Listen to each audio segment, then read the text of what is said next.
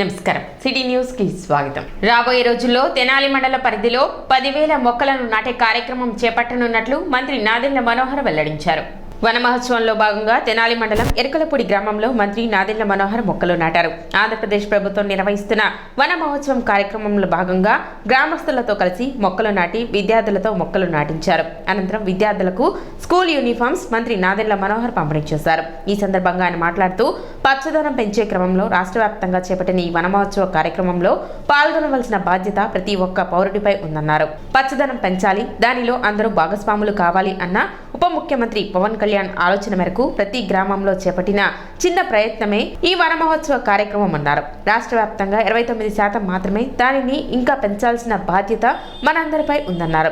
యుద్ధ ప్రాతిపదికన తెనాలి మండల పరిధిలో మొక్కలు నాటే కార్యక్రమం చేపడుతున్నట్లు చెప్పారు. అదేవిధంగా సెప్టెంబర్ 2వ తేదీ జనసేన అధినేత పవన్ కళ్యాణ్ పుట్టినరోజును పురస్కరించుకుని రాష్ట్ర వ్యాప్తంగా మొక్కలు నాటే కార్యక్రమం చేపట్టనున్నట్లు మంత్రి నాదెండ్ల మనోహర్ వెల్లడించారు. ప్రభుత్వ ఆదేశాల మేరకు చేయవలసిన కార్యక్రమాలు ఒక ఎత్తైతే వాటిలో పాల్గొనవలసిన సామాజిక బాధ్యత మనందరిపై ఉందన్నారు. కార్యక్రమంలో జనసేన, టీడీపీ, బీజేపీ నాయకులు, కార్యకర్తలు, అధికారులు పాల్గొన్నారు.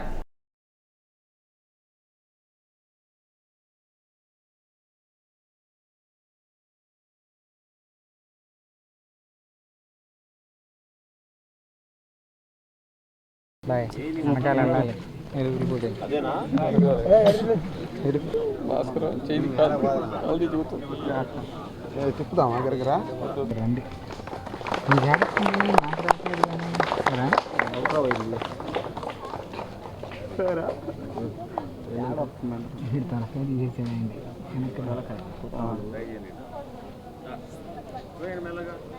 మొక్క పెట్టి చూపించాను దాన్ని ఎట్ట తీసాను నేను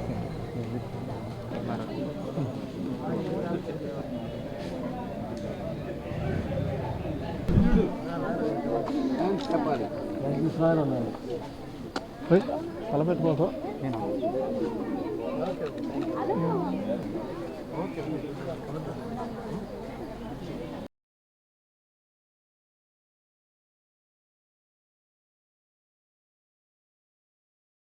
వన మహోత్సవాలు జరుపుకోవడం చాలా మనందరం కూడా మనస్ఫూర్తిగా పాల్గొనాల్సిన బాధ్యత ప్రతి పౌరుడికి ఉంటుంది. ఎందుకంటే పచ్చదనం పెంచడం అనేది కేవలం ఒక ప్రభుత్వానికో, ఒక పంచాయతీకో, ఒక వ్యవస్థకో పరిమితమవుతుంది అనుకోవడం కరెక్ట్ కాదు. రాష్ట్ర వ్యాప్తంగా ఉప ముఖ్యమంత్రి గారు పవన్ కళ్యాణ్ గారి ఆలోచన మేరకు వన మహోత్సవాలు జరిపి పచ్చదనం అనేది మనం పెంచాలి, దానికోసం అందరం ప్రయత్నించాలి, అందులో భాగస్వాములు అవ్వాలనే ఆలోచన ప్రతి గ్రామంలోనూ ఒక మంచి వాతావరణం వచ్చేటట్టు ఇది ఒక చిన్న ప్రయత్నం. రాష్ట్ర వ్యాప్తంగా ఈరోజు సుమారు 29% మనకి పచ్చదనం ఫారెస్ట్ కవర్ అంటారు, అది ఆ విధంగా పెంచడం మనం చూస్తూ వచ్చాం. దాన్ని ఇంకా మనం పెంచాల్సిన అవసరం, బాధ్యత మనందరిపైన ఉంటుంది. మొన్న ముఖ్యమంత్రి గారు చంద్రబాబు నాయుడు గారు సమీక్షించినప్పుడు ఖచ్చితంగా మనకి ఎక్కువ వర్షాలు పడాలి, మనకి ఎక్కడ కూడా కలుషితమైన వాతావరణం ఉండకూడదు, పచ్చదనం ఉండాలి. భవిష్యత్తులో ఒక చెట్టు వలన మనకి కేవలం నీడనే కాకుండా ఎన్నో అవసరాలు, మన ప్రాంతానికి సంబంధించిన ప్రధానమైన ముఖ్య చిన్న చిన్న కోరికలు ఏవైతుంటాయో ప్రతి ఒక్కరిది, దాన్ని మనం గుర్తించే విధంగా చేసుకోవాల్సిన కార్యక్రమం మొక్కలు నాటే కార్యక్రమం. పూర్వీకులు మన చరిత్రలో మనందరం చూసాం ఏ విధంగా మన సంస్కృతి నిలబెట్టడానికి కోసం వనభోజనాలు ఏర్పాటు చేసి సమాజంలో ఉన్న ప్రతి ఒక్కరూ కలిసికట్టుగా ఎక్కడ చక్కటి నీడ ఉందో, ఎక్కడి మంచి పరిశుభ్రమైన వాతావరణం ఉందో, ఎక్కడ పచ్చదనం ఉందో అక్కడ సంతోషకరంగా, ఆహ్లాదకరంగా అందరం కూర్చుని మాట్లాడుకునే విధంగా మనందరం కూడా ఒక అడుగు ముందుకేసి ఈ కార్యక్రమాన్ని విజయవంతం చేయాల్సిన బాధ్యత మన పైన ఉంది. ఈ రోజున ఎరుకులపూడి గ్రామంలో చక్కటి కార్యక్రమం ఏర్పాటు చేసినందుకు ఇక్కడ ఉన్న అధికార యంత్రాంగానికి, సర్పంచ్ గారికి, రాజకీయ నాయకులు అందరికీ కూడా మనస్ఫూర్తిగా అభినందిస్తున్నాను. రాబోయే రోజుల్లో తెనాలి మండలంలో ఒక యుద్ధ ప్రాతిపదికన సుమారు 10,000 మొక్కలు నాటే విధంగా ఒక కార్యక్రమం రూపొందిస్తున్నాం. అదేవిధంగా 2వ తారీఖున పవన్ కళ్యాణ్ గారి పుట్టినరోజు సందర్భంగా కూడా తెనాలి పట్టణంలో ఇతర గ్రామాల్లో కూడా మొక్కలు నాటే కార్యక్రమం, అక్కడ ఉన్న పచ్చటి వాతావరణాన్ని ఇంకా మెరుగుపరిచే విధంగా అందరం కూడా కృషి చేయాలనే ఉద్దేశంతో రాష్ట్ర వ్యాప్తంగా మా పార్టీ నాయకులు, జన సైనికులు, వీర మహిళలు అందరూ కూడా కలిసికట్టుగా కార్యక్రమాన్ని విజయవంతం చేయాలని మేము ఒక ప్రణాళిక సిద్ధం చేసుకున్నాం. ఈరోజు ప్రత్యేకంగా ఈ కార్యక్రమం ఏర్పాటు చేసి ఆహ్వానించినందుకు నేను నిజంగా అదృష్టంగా భావిస్తున్నాను. చక్కటి మొక్కలు నాటాం, వేప మొక్కలు. అదేవిధంగా రాబోయే రోజుల్లో అన్ని రకాల మొక్కలు కూడా తీసుకొచ్చి మన ప్రాంతంలో పూర్తి స్థాయిలో మొక్కలు నాటే కార్యక్రమం తప్పకుండా తెనాలి నియోజకవర్గంలో ప్రభుత్వం ఆదేశాల మేరకు మనం చేయాల్సిన కార్యక్రమం ఒక ఎత్తు అయితే, సామాజిక బాధ్యతగా మనందరం కూడా దాంట్లో పాల్గొని విజయవంతం చేయాల్సిన అవసరం. గుంటూరు ప్రభుత్వ ఆసుపత్రి అభివృద్ధి కోసం ప్రతి వారం అడ్వైజరీ కమిటీ సమావేశం నిర్వహించి పురోగతిపై నివేదిక సిద్ధం చేయాలని, ప్రభుత్వ ఆసుపత్రిలోకి బయట వ్యక్తుల వాహనాలు అనుమతించవద్దని, తద్వారా ఆసుపత్రిలో ట్రాఫిక్ సమస్యను కొంతమేర నియంత్రించవచ్చని గ్రామీణాభివృద్ధి కమ్యూనికేషన్స్ శాఖ కేంద్ర సహాయ మంత్రి డాక్టర్ పెమ్మసాని చంద్రశేఖర్ అన్నారు. గుంటూరులోని ఎంపీ కార్యాలయంలో హాస్పిటల్ అడ్వైజరీ కమిటీతో ఆయన రివ్యూ సమావేశం నిర్వహించారు. ఈ సందర్భంగా పెమ్మసాని చంద్రశేఖర్ మాట్లాడుతూ, గుంటూరు ప్రభుత్వ ఆసుపత్రిలో రోగులకు ఇన్ఫెక్షన్ రాకుండా చర్యలు తీసుకోవాలన్నారు. దీనికోసం పేషెంట్తో పాటు ఒకరు, ఎమర్జెన్సీ అయితే ఇద్దరిని మాత్రమే అనుమతిస్తే ఇన్ఫెక్షన్ను నియంత్రించే అవకాశం ఉంటుందని చెప్పారు. నర్సింగ్ కాలేజీలోని విద్యార్థులను జీజీహెచ్లో వాలంటీర్లుగా తీసుకుని వారి సేవలను వినియోగించుకోవాలని సూచించారు. ప్రభుత్వ ఆసుపత్రిలో దళారులపై కఠినంగా వ్యవహరించాలన్నారు. ఇప్పటికే చేపట్టిన అభివృద్ధి పనులు వేగవంతం చేయాలని సూచించారు. ప్రభుత్వ ఆసుపత్రిలో ఏ సమయంలోనైనా రోగులకు మెరుగైన సేవలు అందించాలని, వైద్య సేవలో ఎలాంటి లోపాలు లేకుండా చూడాలని స్పష్టం చేశారు. దోమలు ప్రజారోగ్యానికి ప్రథమ శత్రువులని మున్సిపల్ చైర్పర్సన్ తాడిపోయిన రాధికా రమేష్ అన్నారు.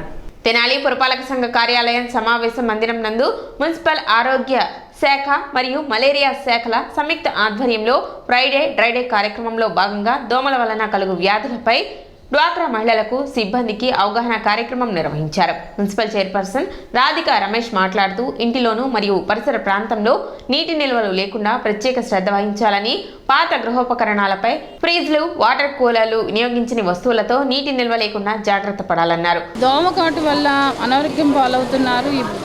బోధకాలు కానివ్వండి, చికెన్ గురియా కానివ్వండి, టైఫాయిడ్, మలేరియా ఇలాంటి విష జ్వరాలు వస్తున్నాయి. కాబట్టి అందుట్లో ఇది వర్షాకాలం కాబట్టి ఈ దోమలు అనేది ఉత్పత్తి అనేది బాగా పెరుగుతాయి. కాబట్టి ఈ నిలవన్న నీరు ఉన్నది, ఈ రోడ్లు కానివ్వండి, ఈ కుండీలో మెయిన్ మనం మొక్కలు పెంచుకుంటాం. వాటిల్లో ఈ వర్షాలు నీరు పడి వాటిల్లో ఈ రాల్వా అనేది ఉండి దోమల ఉత్పత్తి అనేది పెరుగుద్ది. అలానే కొబ్బరి బొండంలో ఇలాంటి కొబ్బరి బొండం కానీ, ఖాళీ బాటిల్స్ కానీ, ఇలాంటి వేస్ట్ ఏమన్నా ఉంటే వర్కర్స్ కానీ వాళ్ళకి అందిస్తే మీరు మన చుట్టుపక్కల ప్రదేశాలు కూడా పరిశుభ్రంగా ఉంచుకోవాలని కోరుతున్నాను. మున్సిపల్ కమిషనర్ బండి శేషన్న మాట్లాడుతూ, రానున్న పండుగల దృష్ట్యా ఇల్లు పరిసర ప్రాంతంలో శుభ్రపరచుకొనిచు నీటి నిల్వలు లేకుండా జాగ్రత్త వహించాలన్నారు. మహిళలు ప్రత్యేక శ్రద్ధ వహించినట్లయితే మీ కుటుంబం అంతా ఆరోగ్యవంతంగా తీర్చిదిద్దుకోవచ్చన్నారు. వర్షాకాలం స్టార్ట్ అయిందంటేనే దోమల బెడద అంతటా కూడా దాడేస్తుంటుంది. దానివల్ల పట్టణంలో కొంత జ్వరాలు అనేటువంటి ఇది వస్తాయి. దోమల వల్ల చికెన్ గుని కానీ, డెంగ్యూ కానీ ఇలాంటి జ్వరాలు వస్తూ ఉంటాయి. సో దీనికి సంబంధించి మనం కొన్ని జాగ్రత్తలు పాటించాలి. ముఖ్యంగా దోమలు రెండు రకాలుగా ఉంటాయి. బయట పెరిగేటువంటి దోమలు కాలువలలో, అలాంటి వాళ్ళలో, మురుగు నీటిలో ఉంటాయి. అదేవిధంగా ఫ్రెష్ వాటర్లో కూడా ఉంటాయి. అదేవిధంగా మన ఇంట్లో కూడా దోమలు ఏవైతే మనం వాడకుండా సామాన్లు అట్టిపెట్టేసి ఉంటామో అలాంటి వాటిల్లో దోమలు చేరుతాయి. చేరిపోయేవి ఇంట్లో ప్రశాంతమైన వాతావరణంలో మనం ఉంటే కనుక అవి వచ్చి. ఈ కార్యక్రమంలో మున్సిపల్ ఆరోగ్య శాఖ అధికారి డాక్టర్ కార్మూరు హెలెన్ నిర్మల, ఆరోగ్య విస్తరణాధికారి Ande Balachandramouli, in charge health visitor Dasari Vijay Kumari, ANM RS Soujanya, malaria health assistant Sheikh Naveed, Maila Apparao తదితరులు పాల్గొన్నారు. అనంతరం దోమల అభివృద్ధికి కారకాలైన కొబ్బరి బొండాలు, పాత టైర్లు, పూల కుండీలు, రోలు తదితర వస్తువులను ప్రత్యక్షంగా చూపించి నివారణ చర్యలను వివరించడం జరిగింది. చాలాసార్లు కూడా మనము ఈ దోమల గురించి చాలా ప్రోగ్రామ్స్ చేసుకున్నాము. ఇప్పుడు ఇంతకుముందే మన కమిషనర్ గారు, చైర్పర్సన్ గారు కూడాను దోమల గురించి చెప్పున్నారు. ఇప్పుడు వర్షాకాలము ఇంటి చుట్టుపక్కల మన వాడని రోలు, అలా టైర్లు, కొబ్బరి బొండాలు, తాగి పడేసిన కూల్ డ్రింక్ బాటిల్లోను నీరు నిల్వ ఉండి దోమల గుడ్లు పెట్టి ఈ లార్వా దశలో మీకు కనిపిస్తూ ఉంటుంది. ఈ బాటిల్లో మీకు కొన్ని పురుగులు కనిపిస్తూ ఉంటాయి. మీరు ఇవి చాలాసార్లు కూడా గమనించుంటారు. సో ఇవే పెద్ద దోమలుగా తయారవుతాయి. ఇలాంటి దశలో మీరు ఈ లార్వా కనుక చూసినట్లయితే ముందుగా ఆ నీటిని ఖాళీ చేయాలి. ఎక్కడ ఖాళీ చేయాలి? పొడి నేల మీద పారబోయాలి. పొడి నేల మీద పారిపోతే కనుక అవి ఆక్సిజన్ అందక ఇది దోమ లార్వా అనేది చనిపోతుంది. అది అడల్ట్ దశలోకి డెవలప్ కాకముందే మనం దాన్ని చంపేస్తున్నాము. కాబట్టి దయచేసి ఈ వర్షం ఆగిపోయిన తర్వాత మీ చుట్టుపక్కల ఏదైనా నీటి నిల్వలు రోడ్లో కానీ చిన్న చిన్న బకెట్లో కానీ బాటిల్స్లో గ్లాసులో కానీ ఎలాంటి నీరున్నా కానీ వాటిని వంపేసుకుంటే కనుక మీ ఇంట్లో వాళ్ళు జ్వరాల బారిన పడకుండా ఉంటారు. కాబట్టి మీ ఆరోగ్యం మీ చేతుల్లోనే ఉన్నది. మీ ఇంటి చుట్టూ పరిసరాలలో ఎలాంటి నీటి నిల్వలు లేకుండా చూసుకోవాలని మేము మనవి చేస్తాం. రైతులకు ఆదాయ వనరులు పెంచే విధంగా వారిని చైతన్యవంతం చేయండి. కమర్షియల్ క్రాప్స్ పై అవగాహన పెంచి రైతులను ప్రోత్సహించండి అని గ్రామీణాభివృద్ధి కమ్యూనికేషన్స్ కేంద్ర సహాయ మంత్రి డాక్టర్ పెమ్మసాని చంద్రశేఖర్ అన్నారు. శనివారం గుంటూరులోని ఎంపీ కార్యాలయంలో వ్యవసాయ అధికారులతో ఆయన సమావేశమయ్యారు. ఈ సందర్భంగా డాక్టర్ పెమ్మసాని మాట్లాడుతూ ఫుడ్ ప్రాసెసింగ్ యూనిట్లు ఏర్పాటు చేయాలన్నారు. రైతులకు ప్రభుత్వ పరంగా అందే సేవల్లో ఎలాంటి లోపం ఉండకూడదని స్పష్టం చేశారు. నకిలీ విత్తనాలు అరికట్టేందుకు ఇప్పటి వరకు తీసుకున్న చర్యలపై సంబంధిత అధికారులను ప్రశ్నించారు. రైతులకు పంట మార్పిడి వల్ల కలిగే ప్రయోజనాలను వివరిస్తూ వారి ఆదాయం పెంచేలా చర్యలు తీసుకోవాలని సూచించారు. తక్కువ పెట్టుబడితో ఎక్కువ లాభాలు పొందే పంటలను ప్రోత్సహించాలని తెలిపారు. వ్యవసాయ అధికారులు రైతులకు అందుబాటులో ఉండాలన్నారు. పంటలకు సాగునీటి సమస్యలు రాకుండా ముందస్తు చర్యలు చేపట్టాలని, చీడపీడలపై రైతులను ఎప్పటికప్పుడు అప్రమత్తం చేయాలని ఆదేశించారు. ఎరువుల కొరత సమస్యను అధికారులు పెమ్మసాని దృష్టికి తీసుకురాగా వెంటనే పరిష్కారానికి చర్యలు తీసుకుంటామని చెప్పారు. శ్రావణ మాసం ఆఖరి శుక్రవారం సందర్భంగా తెనాలి రామలింగేశ్వరపేట దేవీ చౌక్లో గల శ్రీ రాజరాజేశ్వరి అమ్మవారి దేవస్థానంలో విశేష పూజలు నిర్వహించారు. సాయంత్రం 6 గంటలకు ప్రత్యేక కుంకుమ పూజ అనంతరం విష్ణు సహస్రనామం, లలితా సహస్రనామం, తాడేపల్లి లలితా కామేశ్వరి, దారా సత్యవతి, పాతూరి నిర్మల ఇంకా 100 మంది సుహాసినులు సామూహికంగా పారాయణం చేశారు. అనంతరం పారాయణానికి వచ్చిన సుహాసినులకు ఆలయ కమిటీ పసుపు కుంకుమలు, పండ్లు, తాంబూలం, తీర్థ ప్రసాదాలు అందజేశారు. ఈ కార్యక్రమంలో ఆలయ చైర్మన్ టీవీఎస్ శాస్త్రి, ఆలయ ఉపాధ్యక్షులు చివుకుల శివరాం ప్రసాద్, కార్యదర్శి విష్ణువట్ల రత్నాకర్ శాస్త్రి, కోశాధికారి దారా బాలకృష్ణ, పాతూరి కోదండరాం, దండిబట్ల పూర్ణభాస్కర్ మరియు కొండపి శ్రీనివాసరావు పాల్గొన్నారు.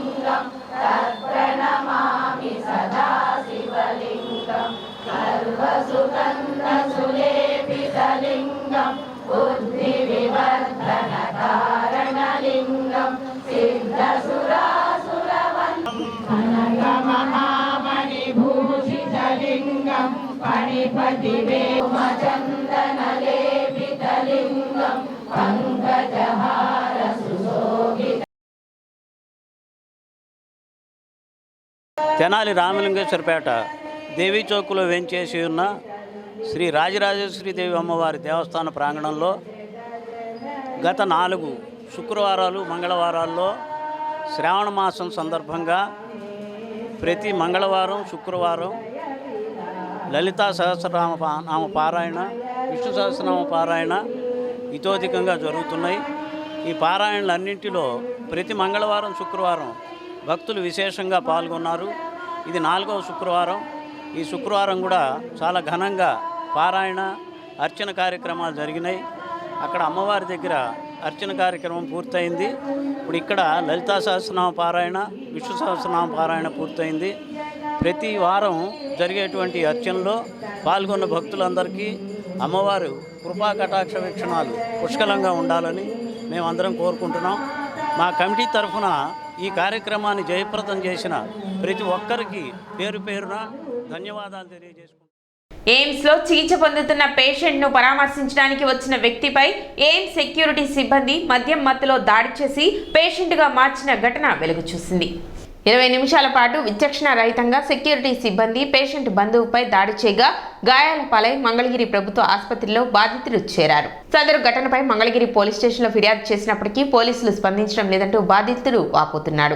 ఎయిమ్స్ సెక్యూరిటీ సిబ్బంది తమపై దురుసుగా ప్రవర్తిస్తున్నారంటూ పలువురు రోగుల బంధువులు ఆవేదన చెందుతున్నారు.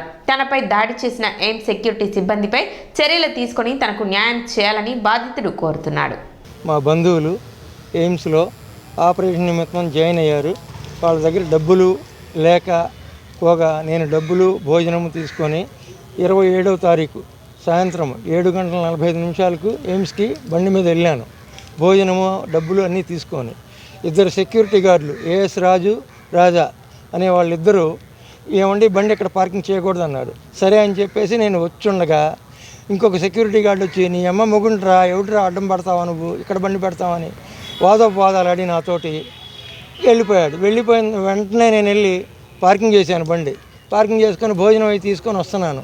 వచ్చేలోపు నేను మా ఎయిమ్స్లో ఉన్న పేషెంట్కి ఫోన్ చేస్తుంటే అతను వచ్చేసి బైక్ కీ చైను చిన్న రాడ్ తీసుకొని విచక్షణారహితంగా దాడి చేశాడు నా మీద. ఎందుకు చేస్తున్నా అంటే ఏం అర్థం కాలేదు. నేను తేరుకునేలోపు అన్నము భోజనము డబ్బులు మొత్తం కింద పడిపోయినాయి. మళ్ళీ నేను వెంటనే వచ్చి రూరల్ పోలీస్ స్టేషన్లో కంప్లైంట్ చేశాను. కానిస్టేబుల్ గారు వచ్చేసరికి ఆ సెక్యూరిటీ గారిని వాళ్ళ సహచరులు సైడ్ చేశారు. వాళ్ళ సెక్యూరిటీ సూపర్వైజర్ పున్నయ్య గారికి కూడా ఈ విషయం తెలుసు.